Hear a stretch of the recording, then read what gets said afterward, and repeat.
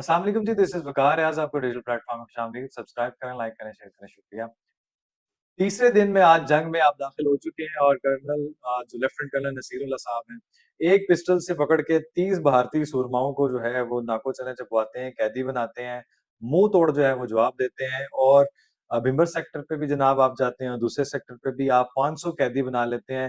रोब मोमिन का एक रोब है, दबदबा है, पाकिस्तानी है और जोश, जज़्बा, वलवला और शहादत का जो जज़्बा है वो हमें हमेशा जो है वो आगे रखता है, जिससे हम भारत को ये तीसरे दिन में जो आज दाखिल हुए, पाक व हिंद की जंग जिसको सितंबर जंग कहा जाता है, 6 सितंबर को हम यौम दिफा मनाते हैं जिसमें डिफेंस डे मनाया जाता है।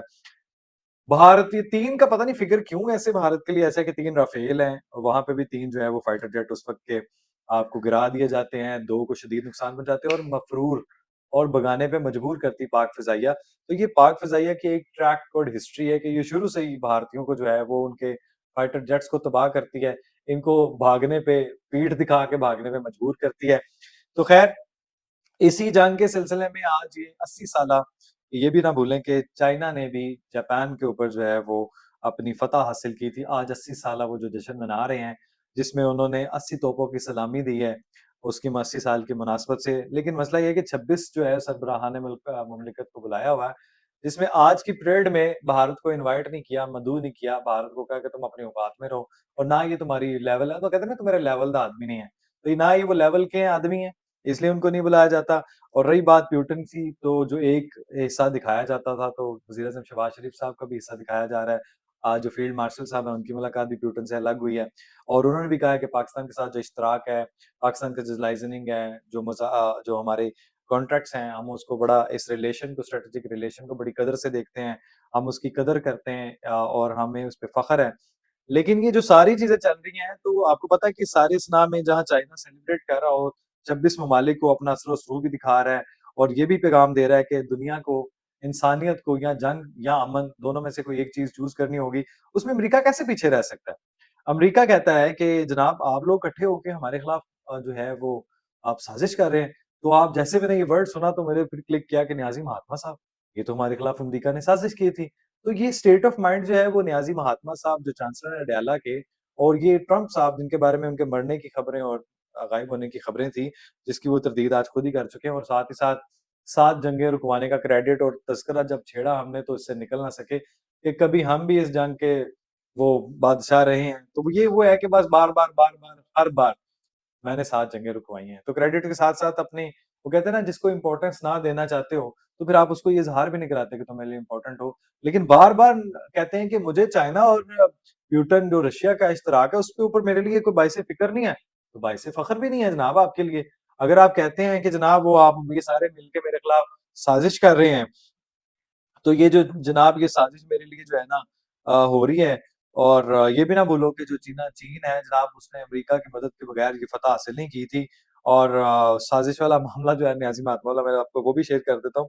लेकिन साथ-साथ इम्पोर्टेंट बात ये है कि वो कहते हैं कि जनाब चीन और रूस को जो है खलाई मैदान में जनाब वो आगे नहीं बढ़ने देंगे, तो तुम हो कौन? मतलब ये अमेरिका खुद सारे कवानीन की धज्जियाँ बिखेरे, दहशतगर्दी करे, दुनिया के ऊपर राज करने की इसकी अकेले की ख्वाहिश है। बाकी कोई आगे बढ़े तो वो कहता है इसका ये कोई हक नहीं है, सिर्फ़ हक तुम्हारा है और फ़र्ज़ भी तुम पे है, बाकियों पे नहीं है। तो वो उन्होंने आपने कहा है कि जनाब दुनिया का बेहतरीन जो दिफ़ाई निज़ाम बनाएँगे गोल्डन डोम। तो आयरन डोम आपको याद होगा इसराइली। तो ये इनकी जो मेंटालिटी है, सिकनेस है, जो है कत्लो-गारत करने की, दुनिया में बदअमनी फैलाने की, वो किसी से ढकी-छुपी नहीं है। तो ख़ैर चाइना का एक बड़ा पॉज़िटिव मैसेज था, बड़ा इम्प्रेसिव मैसेज था, बड़ा ही डिसेंसी के साथ कि जी दुनिया को अमन और जंग में एक चूज़ करना होगा और हम अमन के लिए, लेकिन हमें कोई धमकाए ना डराए ना, ये अमेरिका को डायरेक्ट पैगाम था। उस अमेरिका को जो ये कह रहा है कि जी वो किम जोंग और प्यूटन को उनको मेरी जो है ना विशेज़ उनको मेरा विशेज़ पता नहीं, ये मतलब क्या किस ज़हनियत का ये बंदा है कि ये कहता है जी वो हम जो है ना, हम किसी को आगे नहीं निकलने देंगे और 7 जंगें रुकवाने का वो मतलब इस किस्से और कहके से बाहर ही नहीं ये शख्स निकलता कि हमने जनाब बस दुनिया को जनाब आगे हमने हमने सिर्फ़ आगे लेके चलना है, बाकी दुनिया जो है वो पीछे रहेगी। तो आपको नेक ख्वाहिशात पहुँचा देना किसको कहा था? प्यूटन और किम जोंग, उनको मेरी तरफ से नेक ख्वाहिशात पहुँचा देना, यानी टॉन्ट भी करना है, अपना मामला भी कह जाना है और अंदर दर्द भी। तो दवा वहीं असर करती है जहाँ पे दर्द होता है, जहाँ ज़ख्म होता है।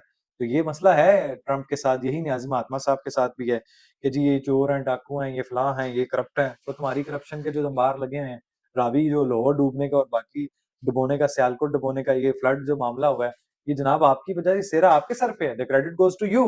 मुल्क की अफ़रा-तफ़री फैलाने में, मुल्क में अनारकी फैलाने में, मुल्क में गलबा करने में, ये सारे क्रेडिट आपके सर पे है। 9 मई करवाने में, 26 नवंबर करवाने में, 5 अक्टूबर करवाने में, बनी गाला वाला, ज़मान पार्क वाले, ये शिद्दत, ये पेट्रोल बम, तो भूले नहीं है। अच्छा, इनमें इतने फसाद हैं, पीटीआई में इतनी डिस्ट्रक्शन है, पीटीआई में इतना कॉन्फ्लिक्ट है, ये रिफ्ट बिटवीन जो है ना इनके पीटीआई के जो गंडापुर साहब के सॉरी, गंडापुर साहब के अगर मुँह से कोई अच्छी बात निकल ही गई है कालाबाग डैम की और कहते हैं जी नए सूबे और नए निज़ाम, सदारती निज़ाम के भी मतलब मिसाल दे के ना कि अकॉर्डिंग टू सिचुएशन जनाब वो भी अपना उसके हक में भी हैं। तो साथ ही बहुत से लोगों को तकलीफ पहुँच जाती है। इनके अंदर चेक कर लें, अंदर से तकलीफ आती है। गौहर साहब कहते हैं जी बिल्कुल ये इसकी हिमायत करता हूँ कालाबाग डैम की। लेकिन जनाब आपको मौका मिला था, आप नहीं बना पाए। आप फैसला भी नहीं कर पाए। आप सिंधी भाइयों की बात करते हैं कि वो उधर आ जाए निसार खोड़ो और नदीम अफजल चंद। ये मज़ाकिया किरदार, ये पता नहीं पाकिस्तान के साथ सीरियस लोग नहीं है। ये क्या करते हैं? ये क्या कर रहे हैं जी, हम कालाबाग डैम एमन वली को सुन रहे हैं। वो मतलब उनके वाओ-इजदाद के बारे में जो कहा जाता है, मैं नहीं रिपोर्टेडली जो हर बंदे को बच्चे-बच्चे को पता है कि जनाब वो गद्दार थे, पाकिस्तान के बनने के खिलाफ थे, एंटी पाकिस्तान तहरीकें चलाते हैं और ये अभी भी वही कह रहा है, बच्चा भी वही खून का मालिक है। कह रहा है जी हमारी लाशों से जनाब वो गुज़र के ही फिर जनाब हमारी लाशें से ऊपर के निकल के जनाब गुज़र कर ही बन सकता है डैम। और इस हार कोड़ों को चेक कर लें, असद कैसर का कहता है रिफ्ट चेक करें इनके दरमियान। वो कहता है ना प्यो पुत्र ही नहीं डाल दे, एक राइट है, एक लेफ्ट है। तो वो कहता है जनाब वो इस वक़्त कोई ज़रूरत ही नहीं, हम नहीं समझते कि इस वक़्त कोई ज़रूरत है। गंडापुर के कोई अपने जज़्बात हैं या अपनी कोई है और गंडापुर सुन लें, कहता है जी करारदाद कोई मंज़ूर हुई थी तो मेरे ऊपर मैं पाबंद नहीं हूँ उस निज़ाम को अपनाने में। तो ख़ैर इनके आपस में फूट बहुत ज़्यादा है, अलीम माँ खान ग्रुप है, पिंकी पेडनी ग्रुप है, गंडापुर ग्रुप है, जुनैद अकबर ग्रुप है, बैरिस्टर गौहर ग्रुप है, असद कैसर मतलब बहुत से हैं। ऐसे यहाँ सैकड़ों ग्रुप बने हुए हैं जो आपके साथ यही काम कर रहे हैं। लेकिन कालाबाग डैम बनना चाहिए, सिंधी भाइयों को तकलीफ़ है, उनको आबी निज़ाम पे, नहरी निज़ाम पे भी तकलीफ़ थी। पता नहीं है कि कुछ 2 लोग कुछ पॉलिसी पता नहीं इनकी दिमागी कैफ़ियत क्या है, कि इनको जो है वो आज भी ये सिचुएशन में भी इनको ये है कि अभी भी नहीं बनना देना। गुजरांवाला डूब गया, हिट किया फ्लैश फ्लड ने, मुल्तान को जनाब डुबोने के लिए बैठा हुआ है, सियालकोट को बहा ले गया है, इतनी तबाहकारियाँ हुई हैं, लाहौर को डुबोए बैठा है, मतलब पूरे मुल्क में उकाड़ा है, बहावलनगर है, बहावलपुर है, साहिवाल है, बिहाड़ी है, बुरेवाला है। सबको धचका लग रहा है, पाक-पतन है, सबको धचके लगे हैं, सब जगह पे डूब रहे हैं, सब जगह पे फ्लैश फ्लड ने तबाहियाँ मचा दी हैं। बस फिर ये अपनी मैं ना मानूँ। वो कालाबाग डैम वाले मामलात में नहीं, नई निज़ाम डैम बनाने की ज़रूरत है, उसपे नहीं आ रहे। अच्छा, फ्लैश फ्लड सरकार भी सही, कोई नहीं, क्या कर रहे हैं मतलब आपने कितने सालों से आज तक हमेशा सिर्फ तबाही का, बर्बादी का जो है वो हम इंतज़ार करते हैं, फ्लड आएगा, ज़लज़ले आएँगे जनाब, उसके लिए मेजरमेंट्स क्या हैं, प्रिकॉशनरी मेजरमेंट्स क्या हैं? सैंडबैग्स हैं वाटर टैंक है, डैम्स हैं, क्या किया? डिवर्जन्स हैं, बैराज है, क्या किया आपने? हिफाज़ती इक़दामात है, हिफाज़ती बंद है, कहाँ है?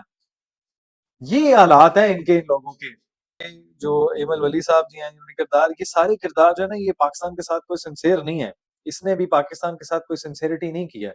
भारत ने जो पानी छोड़ने का एक इंदिया दिया हुआ है और मज़ीद जो है तबाही का है जो सिलसिला है वो एक स्पेल बारिशें देख लें, सैलाब देख लें, अवाम का कड़ा इम्तिहान है अल्लाह की तरफ से और इससे बड़ी बात बताऊँ, चलें भई आप कुछ नहीं कर सके, आप कोई प्रिकॉशनरी मेजर नहीं कर सैलाब के बाद क्या आपको 4 चीज़ें सारी पता थी, डिस्ट्रक्शन है, उसके बाद रिकवरी है, सबसे बड़ी बात है गंदम, फसलें तबाह हुई हैं, तो महँगाई अरूज पे ले जाएँ आप, इन्फ्लेशन है आप क्रॉस करवा दें हर चीज़ को, तबाही बर्बादी कर दें आप, फलों, सब्जियाँ आपके वहाँ से पहुँच से दूर हो जाए। दूसरी बात, जनाब मुल्क बीमारियाँ फूटेंगी, आपने 70 इंतज़ाम जो है ना इमरजेंसी नाफ़िज़ की